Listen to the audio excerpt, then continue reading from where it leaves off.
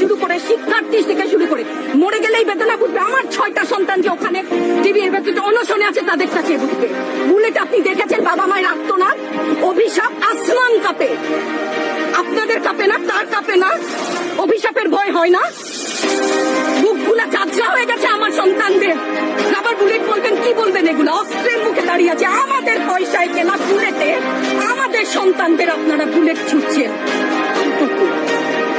আর কত পুলিশ ভাইদেরকে বলি, ভেতরে তো আপনিও মানুষ, পুলিশ ভাই বলি না, ক্ষমা করবেন, মুখ থেকে বার হয়ে গেছে। তাদের ঘরেও সন্তান আছে, তাদের খোলসের ভিতরেও মানুষ।